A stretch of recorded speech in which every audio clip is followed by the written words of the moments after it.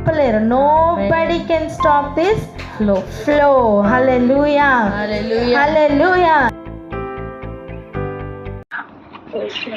హల్లెలూయా. వెళ్దాం రండి. మొదటి పేతురు రాసిన పత్రిక 4వ అధ్యాయం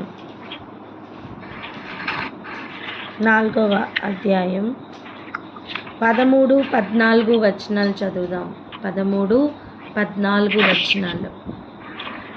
మొదటి పేతురు 4వ అధ్యాయము 14, 15 వచనాలు.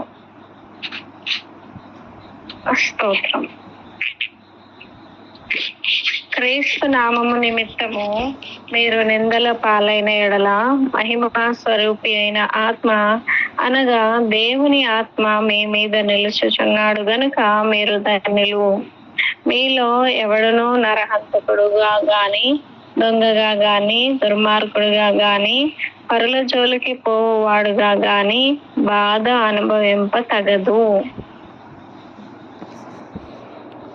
మనం 13వ వచనం చూద్దాం. చూడండి. క్రీస్తు మహిమ బయలుపరచబడినప్పుడు మీరు మహదానందంతో సంతోషించు నిమిత్తం క్రీస్తు శ్రమలలో మీరు పాలివారై ఉన్నంతగా సంతోషించుడి. క్రీస్తు యొక్క శ్రమలలో పాలివారైనంతగా సంతోషించమని చెప్తున్నారు. ఆలోచిద్దాం. దేవుని ఆత్మ గురించి మనం నేర్చుకుంటున్నాం కదా.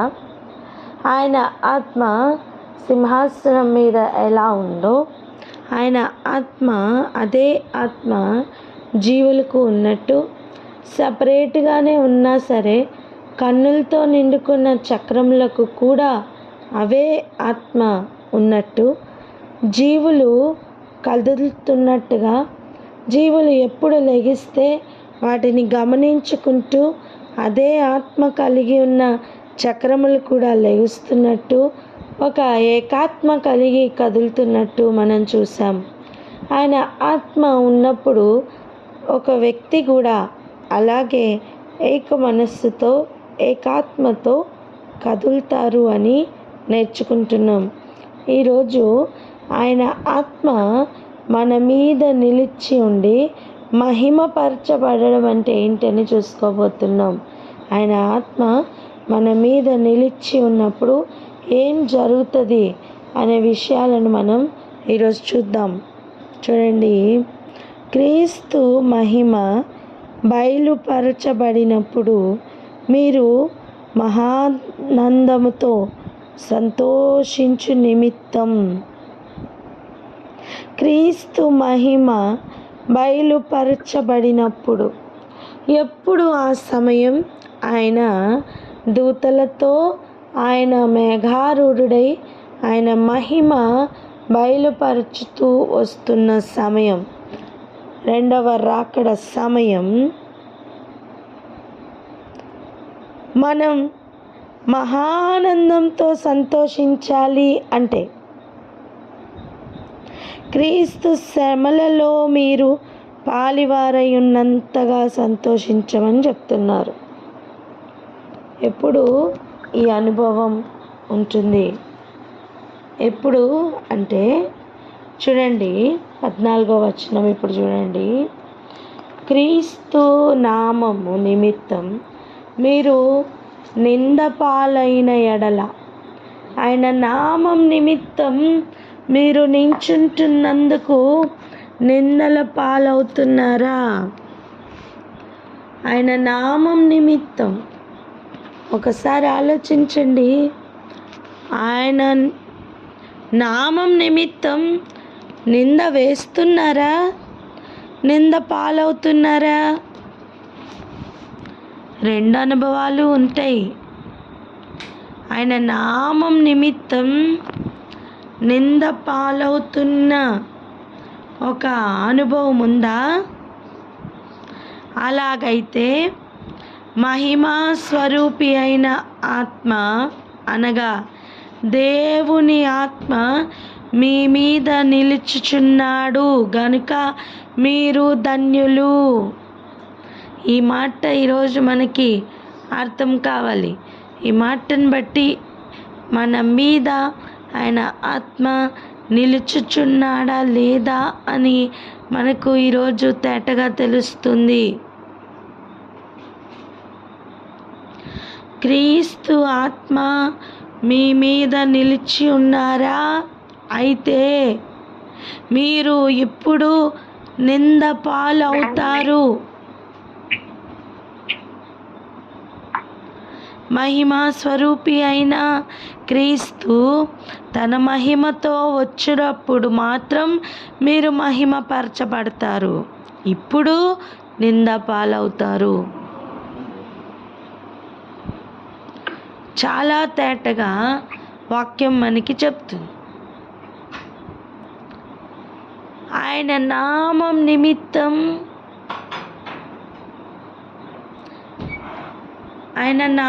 నిమిత్తం ఈ లోకంలో మహిమపరచబడడం అంటే ఏంటో తెలుసా?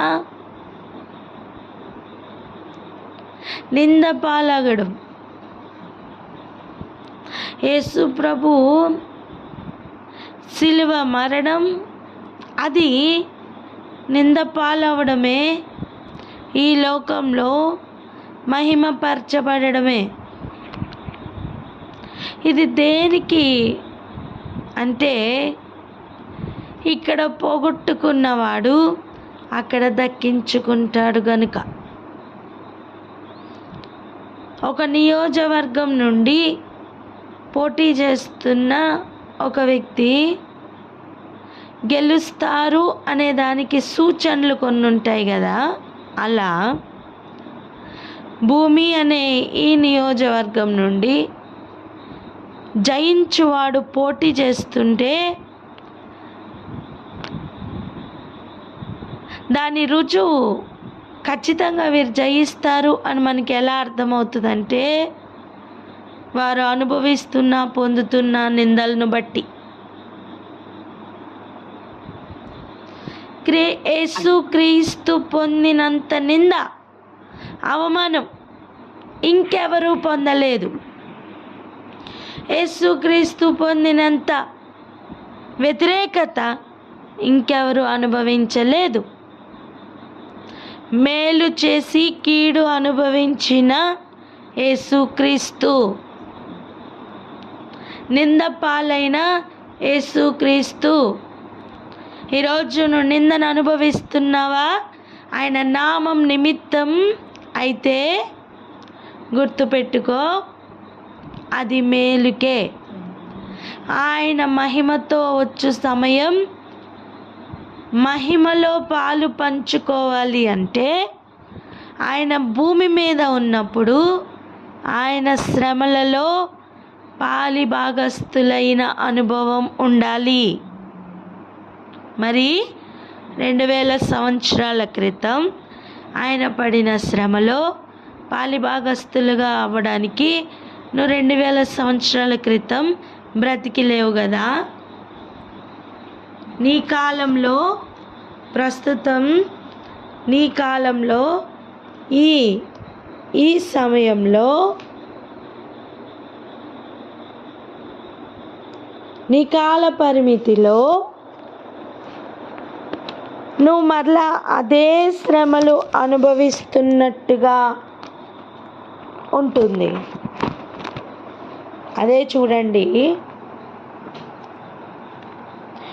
క్రీస్తు శ్రమలలో మీరు పాలివారై ఉన్నంతగా సంతోషించుడి.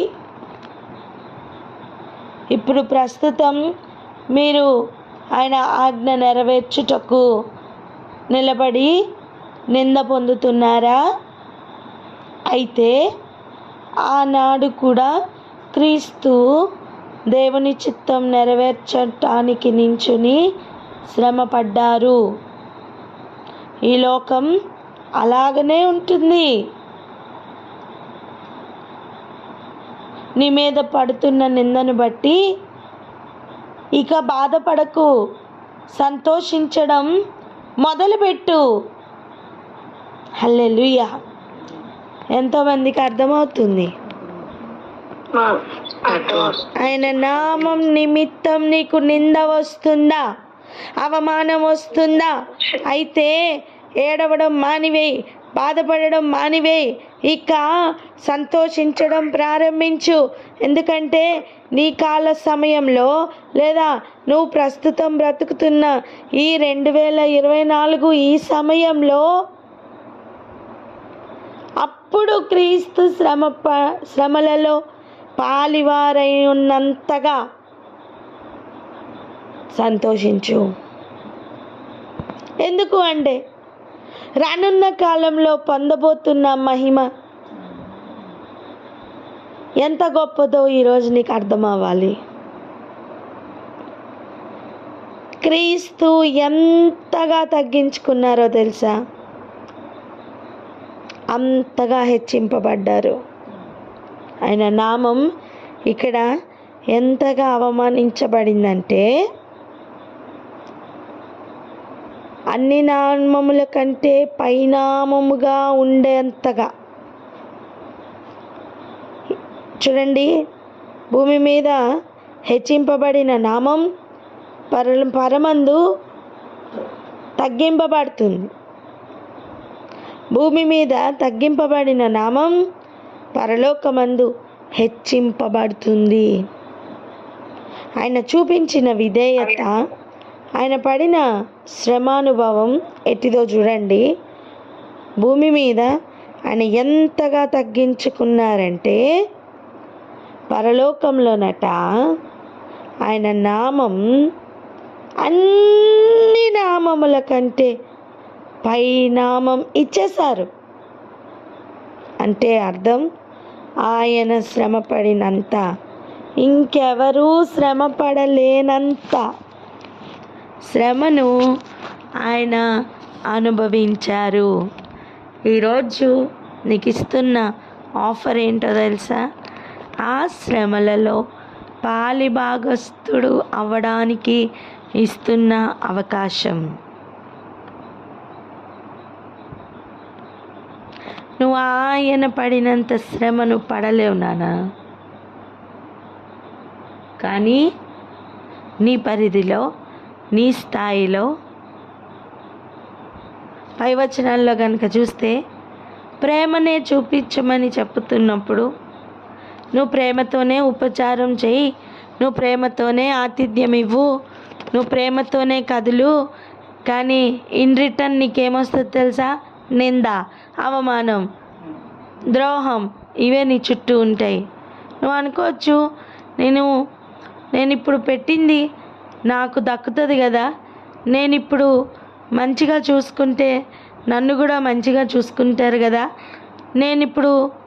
మనం అలాగనే కదా ఆశపడతాం. మనం ఏది ఇచ్చామో అది పుచ్చుకోవడానికి మనం ఆశపడుతూ ఉంటాం. ఇక్కడ సినారియో మారిపోతుంది. ఎటువంటిదంటే, నువ్వు ఇవ్వు, నువ్వేం ఆశపడకు, ఎందుకంటే నీకు రాదు. ఎందుకు తెలుసా? ఇక్కడ నీకు వచ్చిందనుకో, పరలోకంలో నీకు రాదు.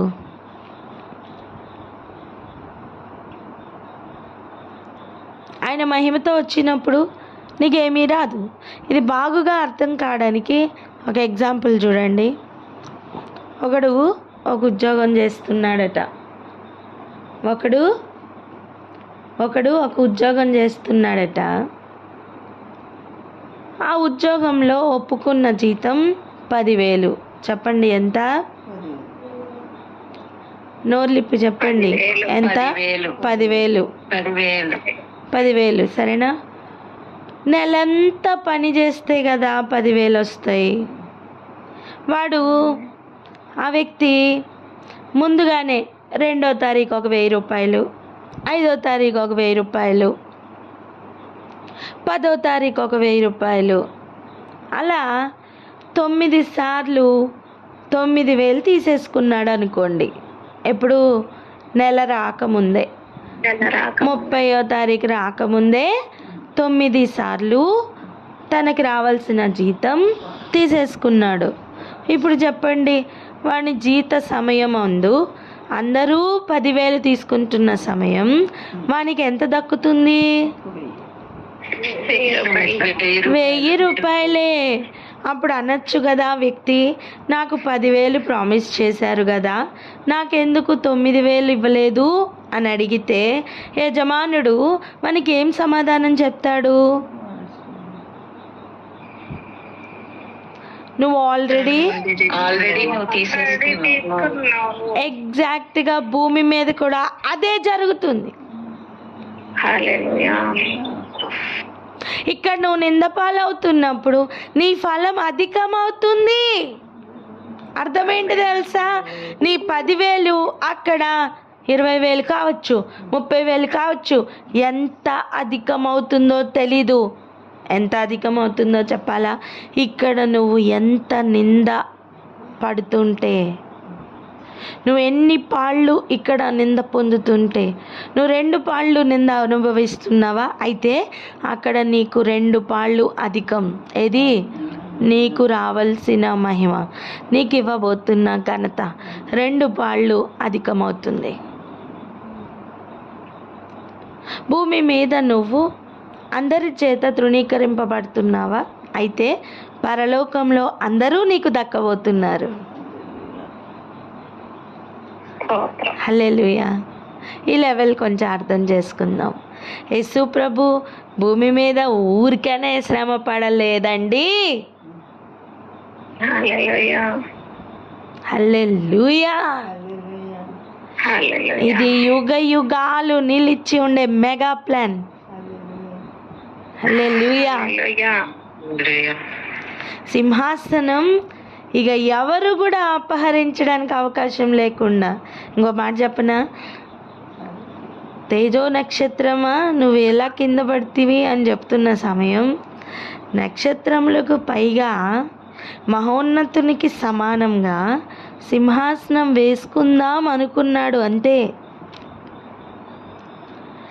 సమానముగా వేసుకుందాం అనుకుంటేనే ఇప్పుడు ప్రస్తుతం ఇంత జరుగుతుంది. అర్థం? రానున్న కాలంలో సమానంగా వేసుకుందాం అనుకోవడానికి కూడా అవకాశం లేకుండా శత్రువుని అంతగా పాదముల కింద త్రొక్కే ఒక గొప్ప మెగా ప్లాన్ ఇది. ఈరోజు నీకు ఈ ప్లాన్ అర్థమవుతే నువ్వు నిందను అనుభవించడానికి రెడీ అవుతావు.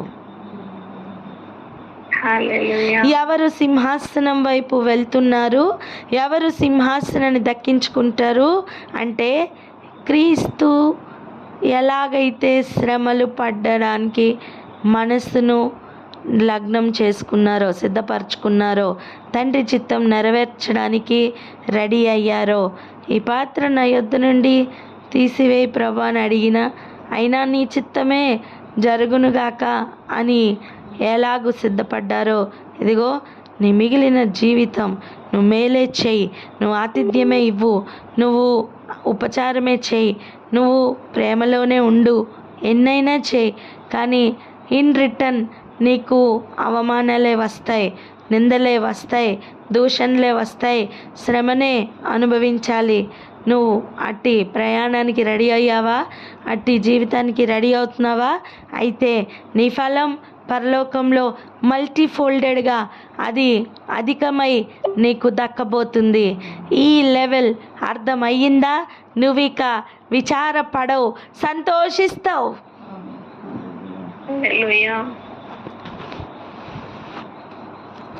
ఇప్పుడు ఈ ఉద్దేశంతో, ఈ ఆలోచనతో ఈ వాక్య భాగం చదువునానా? ఏంటది? 13, 14 వచనాలు ఇప్పుడు చదవండి. 13, 14 వచనాలు. మొదటి పేతురు 4వ అధ్యాయము 13, 14 వచనం. క్రీస్తు మహిమ బయలుపరచబడినప్పుడు మీరు మహా ఆనందముతో సంతోషించు నిమిత్తము క్రీస్తు శ్రమలలో మీరు పాలివారై ఉన్నంతగా సంతోషించుడి.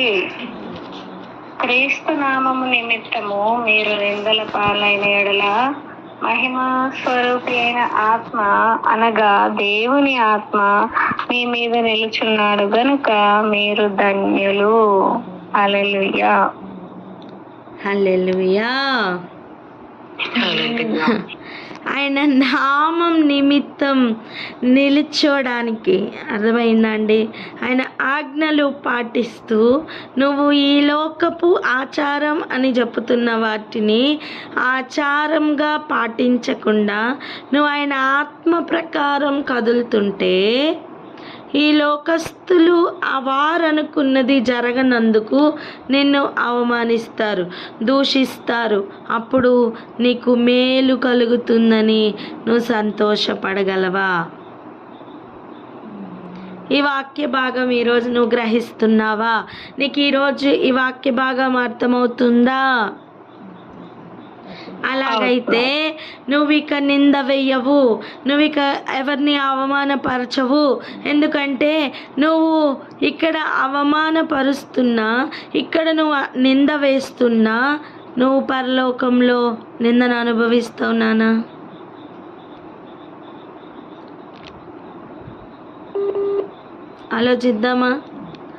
ఆలోచిద్దామా ఏ లెవెల్ కావాలో. జీవమరణాలు దేవుడు మన ఎదురుగుండానే పెట్టారు. ఏది కావాలో ఎన్నుకునే స్వేచ్ఛను ఇచ్చారు, జీవితం ఇచ్చారు, స్వేచ్ఛను ఇచ్చారు. నింద వేస్తావా, నింద పడతావా, నీ ఇష్టం. నింద వేసే అనుభవంలో ఉంటావా, నిందను అనుభవించే అనుభవంలో ఉంటావా, నీ ఇష్టం. క్రీస్తు శ్రమ పడెను గనుక నీవును అట్టి మనస్సు కలిగి అట్టి మనస్సును ఆయుధంగా ధరించమన్నారు. క్రీస్తు శ్రమ పడే మనస్సు ఆయుధమట, జయించడానికి వాడుతున్న టూల్ అండి ఆయుధం అంటే. అంతే కదా? అంతే. జయించడానికి వాడుతున్న టూలే ఆయుధం అంటే. ఈరోజు అట్టి టూల్ దేవుడు చెప్పేస్తున్నారు మనకి. ఇప్పుడు చెప్పండి, శ్రమను బట్టి నిందను బట్టి ఆనందపడదామా, కూర్చుని ఏడ్చుకుంటూ ఆలోచించుకుంటూ కూర్చుందామా? బట్టి సంతోషిస్తాం, ఆనందిద్దాం. హల్లెలూయా, హల్లెలూయా. అందుకే ఈ లెవెల్ అర్థమైన పౌలు గారు, ఇది ఎవరు రాస్తున్నారండి ఈ మాటలు? ఇప్పుడు ప్రస్తుతం పేతురు. ఇప్పుడు ప్రస్తుతం మనం పేతురయ్య గారు చెప్తున్న విషయాలు వింటున్నాం కదా. ఇప్పుడు పౌలయ్య గారు చెప్పిన సంగతులు కూడా విందాం రండి. ఫిలిప్పీలకి రాసిన పత్రిక 3వ అధ్యాయం 1వ వచనం చదవండి. ఫిలిప్పీలకు రాసిన పత్రిక 3వ అధ్యాయం 1వ వచనం. మెట్టుకున్న సహోదరులారా, ప్రభునందు ఆనందించుడి. అదే సంగతులను మీకు రాయట నాకు కష్టమైనది కాదు, అది మీకు క్షేమకరము. హల్లెలూయా. ఏమంట? ప్రభునందు ఆనందించుడి, ఆనందించుడి. ఎందుకు ఆనందించమంటున్నారు? ఎందుకు సంతోషించమంటున్నారు? తనేమైనా సంతోషించే పరిస్థితిలో ఉంటూ సంతోషించమని చెప్తున్నారు అనుకుంటున్నారా? కాదు. బంధకాలలో ఉంటూ చేసిన మేలును బట్టి, ప్రకటిస్తున్న సువార్తను బట్టి నింద అవమానాలను పొందుతూ ఆయన సంతోషిస్తూ అందరినీ సంతోషించమని చెప్పుతున్న లెవెల్లో ఉన్నారు పౌలు. హల్లెలూయా. నేను చెప్తున్న విషయం ఏంటి తెలుసా? వీరందరికీ ఆ సీక్రెట్ అర్థమైంది నాన్న. ఈరోజు నీకు అర్థమైతే మేలు. ఇక చూడండి, ఈ సామర్థ్యం మనకి లేదు. ఇంత గొప్పోళ్ళమేం కాదు మనం. నింద పడుతున్నా, అవమానం పడుతున్నా సంతోషంగా కదిలే అంత మనస్సు మనకి లేదు, నిజమే. అందుకే ఆయన యొద్ద నుండి సామర్థ్యం పొందినట్లు ఈరోజు ఆయన ఇస్తున్న మాట ఏంటో తెలుసా? 14వ వచనం, వింటున్న కొద్దీ బలం పెరగాలి. ఆమెన్. ఆమేన్ ఆమేన్ ఆమేన్ ఆమేన్. భూమి మీద ఆయన ఆజ్ఞ పాటించడానికి నువ్వు శ్రమ పడాలి నాన్న, తప్పదు. ఎందుకంటే అబద్ధమును జరిగించుచున్న వారికే ఇప్పుడు ప్రస్తుతం ఉన్న కాలము. సత్యం ప్రకారం వెళ్తుంటే నిన్ను అవమానిస్తారు. నువ్వు అబద్ధంతో పాలి కలిగి శరీరాశలకు పడిపోయి నువ్వు శరీరానుసారంగా వెళ్ళిపోతే ప్రాబ్లం ఉండదు. ప్రస్తుతం నిందుండదు, అవమానం ఉండదు, ఏది ఉండదు. అలా కాకుండా ఆయన ఆజ్ఞ నెరవేర్చడానికి నిన్ను నువ్వు అప్పగించుకున్నావు చూసావా, అప్పుడు ఏం జరుగుతుందనే విషయం ఈరోజు గ్రహింపులోనికి రావాలి. క్రీస్తు నామం నిమిత్తం 14వ వచనం, మీరు నింద పాలైన ఎడల, ఆయన ఆజ్ఞ పాటించుటకు నువ్వు నింద పాలవుతున్నావా? అయితే మహిమా స్వరూపి అయిన ఆత్మ అనగా దేవుని ఆత్మ మీ మీద నిలిచి ఉంచున్నాడు గనుక మీరు ధన్యులు. హల్లెలూయా హల్లెలూయా హల్లెలూయా. క్లియర్గా అర్థమైపోతుందండి ప్రస్తుతం ఆయన ఆత్మ నిలిచి ఉన్నారా లేదా అని. హల్లెలూయా. నువ్వు నింద వేస్తున్నావా, నీ మీద ఆయన ఆత్మ లేదు నాన్న. నువ్వు నింద పడుతున్నావా, నీ మీద ఆయన ఆత్మ నిలిచి ఉన్నారు నాన్న. అంతే, క్లియర్ క్లారిటీ. పలకండి అన్నమాట, నువ్వు నింద వేస్తుంటే నీ మీద ఆయన ఆత్మ లేదు అని.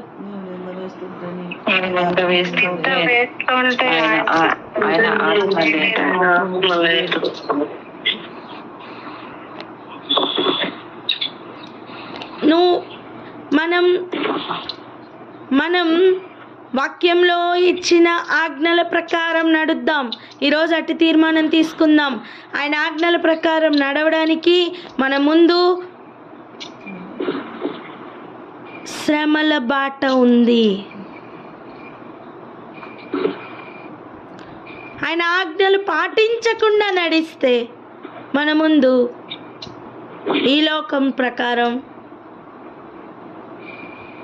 చాలా బాగుంటుంది లైఫ్. దాంట్లో అసలు ఏ శ్రమ ఉండదు. అందరినీ మెప్పించుకుంటూ ఒప్పించుకుంటూ హ్యాపీగా వెళ్ళిపోతున్న లైఫ్ అది.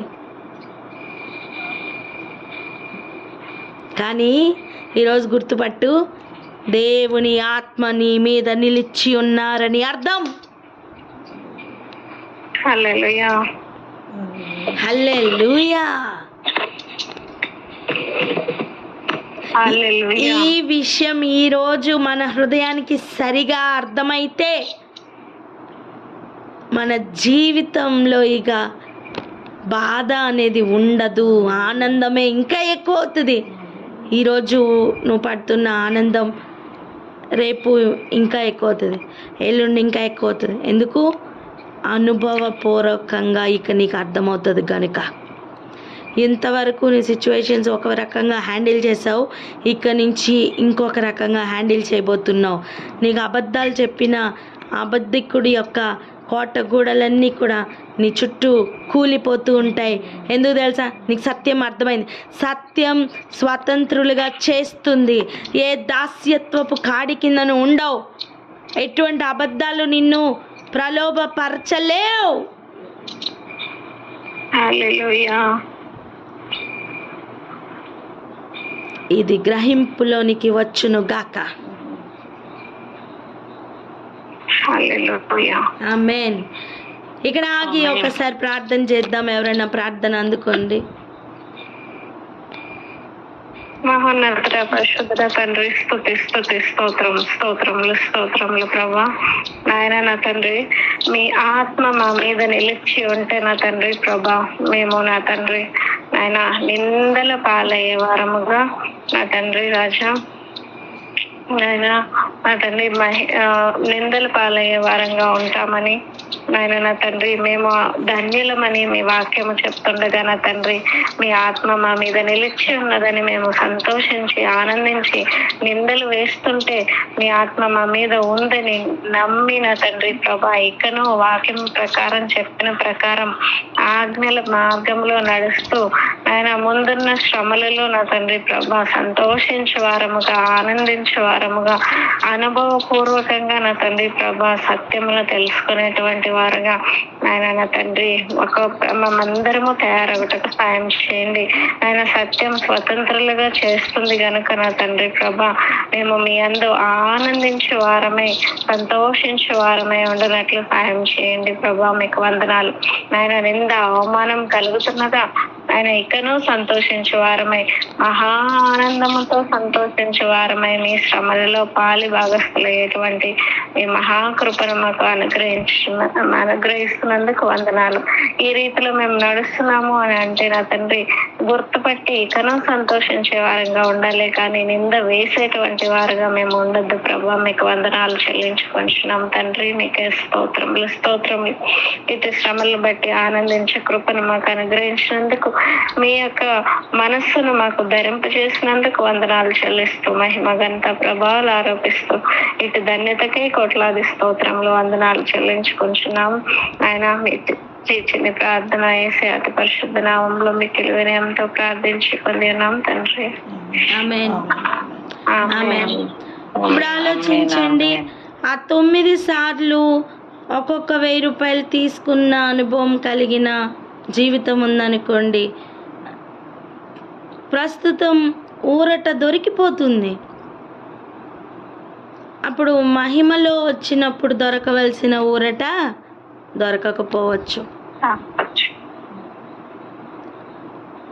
అసలు తీసుకోకుండా అంతంలో 10,000 తీసుకుంటున్నవాడు ఈ నెల రోజులు కష్టపడి ఉంటాడా లేదా? కష్టపడి ఉంటాడు. అదే లోకంలో ప్రస్తుతం అటువంటి కష్టమే పడాలి. ఇప్పుడే నీకు ఊరట దొరికిపోతే, ఇప్పుడే నీకు జీతం దొరికిపోతే అక్కడ ఏమీ ఉండకపోవచ్చు. ప్రస్తుతం అక్కడ నీకు 10,000 ఉంటేనే కదా అది డబుల్ అవుతుంది. ఉండడమే 1000 ఉందనుకో, ఎలా డబుల్ అవుతుంది? ఒకవేళ డబుల్ అయినా ఎంత వ్యత్యాసం ఉంది? 20,000కి 2,000కి తేడా ఎంత ఉందో అంత వ్యత్యాసం ఉంటుంది నాన్న. ఇది గ్రహింపునకు వచ్చిందని నమ్ముతున్నాను గనుకనే ముందుకు వెళ్దాం. చదవండి 15వ వచనం. మీలో ఎవడును నరహంతకుడుగా గాని, దొంగగా గాని, దుర్మార్గుడుగా గాని, పరుల జోలికి పోవువాడుగా గాని బాధ అనుభవింప తగదు. ఇంకా ఎవడైనను, చదవండి 1 పేతురు 4వ అధ్యాయం 16వ వచనం. ఎవడైనను క్రైస్తవుడైనందుకు బాధ అనుభవించిన ఎడల అతడు సిగ్గుపడక ఆ పేరును బట్టి దేవుడిని మహిమపరచవలెను. అది హల్లెలూయా. బాధ అంటే దానిలో కూడా వ్యత్యాసం ఉంది. ఎవడైనను క్రైస్తవుడైనందుకు బాధ అనుభవిస్తుంటే అతడు సిగ్గుపడనక్కర్లేదట. ఆ పేరును బట్టి దేవుని మహిమపరచాలట. ఆ పేరును బట్టి. అందుకే చూడండి, ఎవరైనా అవమానించాలన్నప్పుడు మొట్టమొదటిగా ఆయన నామమును ఎత్తి అవమానిస్తారు, వాక్యమును ఎత్తి అవమానిస్తారు, వాక్యమును పోల్చి అవమానిస్తారు. అలా వస్తుందా ఒక అవమానం, అయితే నువ్వు కరెక్ట్గా ఉన్నావని అర్థం.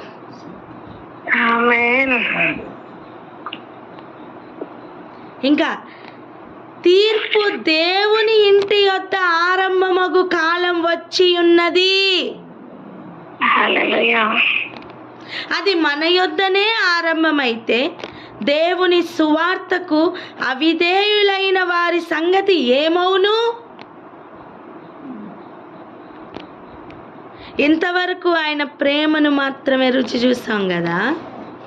ఆయన ప్రేమలో నిలిచి ఉండుటకే ఈ అవమానాలన్నీ. ఇప్పుడు తీర్పు గురించి చెప్తున్నారు. దేవుని ఇల్లు అంటే ఎవరండి? మనం కాదా? మనమే. సో తీర్పు ఎక్కడి నుంచి ప్రారంభమవుతుంది? మన యొద్ద నుండే ప్రారంభమవుతుంది.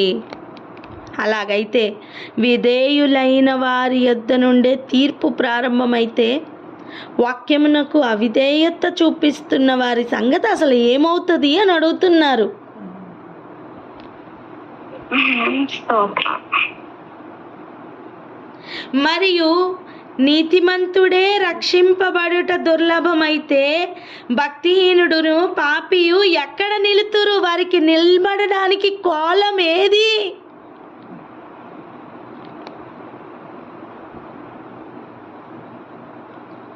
నీతిమంతుడే రక్షింపబడడం ఇంత కష్టంగా కనిపిస్తుంటే భక్తిహీనుడు అంటే భక్తి సరిపోవట్లా, చేస్తున్న భక్తి సరిపోవట్లా. భక్తిహీనత అంటే ఏంటో ఒకసారి చెప్పా, గుర్తుందా? రక్తహీనతతో సమానం. అంటే ఉండవలసినంత భక్తి లేదని అర్థం. భక్తిహీనుడు పాపియు ఎక్కడ నిలుస్తారు అసలు? వాక్యమునకు విధేయత చూపిస్తున్న వారికే ఎంత విధేయత చూపిస్తున్నావు అని తీర్పు తీరుస్తుంటే అర్థం 10,000 ప్రామిస్ ఉన్నవాడికి జీతం దొరుకుతుందంటే అసలు 10,000 కూడా అసలు ఉద్యోగంలోనే జాయిన్ అవ్వనోడికి ఏం దొరుకుతుంది నాన్న? చెప్పండి. 10,000 దొరుకుతుందని ఆలోచన లేదా తీర్మానం ఉన్నవాడికే, ఒప్పందం ఉన్నవాడికే 2,000కి పడిపోతే 1 జీతం, లేదా 1,000 రూపాయలకి పడిపోతే 1 జీతం, అసలు ఉద్యోగంలోనే జాయిన్ అవ్వని వాడికి రూపాయి అన్నా దక్కుతుందా?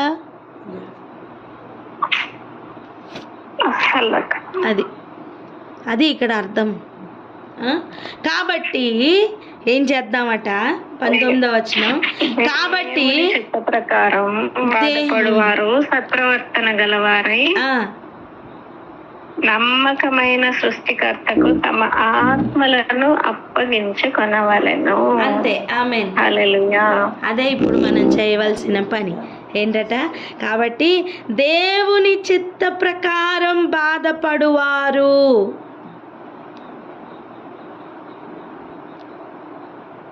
సత్ప్రవర్తన గలవారై, ప్రవర్తన విషయమై జాగ్రత్త. నీ నీతిని అనుసరించి ప్రవర్తించిన కాలం చాలు. దేవుని నీతిని అనుసరించి ప్రవర్తించు. సత్ప్రవర్తన, సత్య విషయమైన ప్రవర్తన, మంచి ప్రవర్తన. లోకం చెప్తున్న మంచి కాదు. నేను బాగా వాడిని తిట్టానండి అని చెప్తే మన లోకం ఏంది? మంచి పని చేసావు అంటారు కదా. ఎవరైనా కింద పడిపోతే పెద్దవారైనా సరే ఏమంటారు? మంచిగా అయింది నీకు అంటారు కదా. నిజం చెప్పండి, అది మంచేనా? అది నిజంగా మంచి పనేనా? కాదు. లోకం అన్నీ మనకి రివర్స్లో చెప్తుందండి. ఏది మంచిదో అది మంచిది కాదని, ఏది మంచిది కాదో అది మంచిదని చెప్పడం ఈ లోకానికి అలవాటే. ఎందుకంటే ఈ లోకం అబద్ధికుని యందు ఉంది, దుష్టుని యందు ఉంది కనుక అది ఇచ్చే అలారం ఎప్పుడూ కూడా రాంగ్ అలారమే.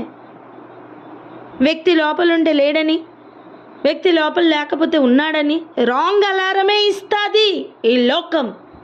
ఎందుకంటే అబద్ధికుడు పరిపాలిస్తున్న లోకం గనుక అబద్ధమే చెప్తుంది. మన ప్రవర్తన జాగ్రత్తగా పెట్టుకుందాం. సత్ప్రవర్తన గలవారై నమ్మకమైన సృష్టికర్తకు తమ ఆత్మలను అప్పగించుకోవాలట.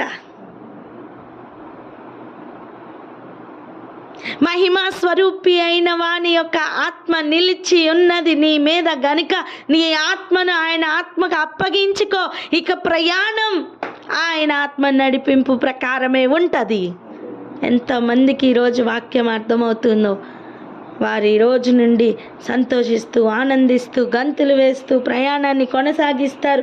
మహిమా స్వరూపి అయిన వాడు ఆయన మహిమతో వచ్చు కాలం ఊహించని విధంగా మెప్పును మహిమను పొందుకునే అనుభవంలో ఉంటారు. చెవి కలిగిన వాడు ఆత్మ చెప్పుచున్న మాట వినును గాక. ఆమేన్. ప్రార్థించుకుందాం అక్క. ఆమేన్.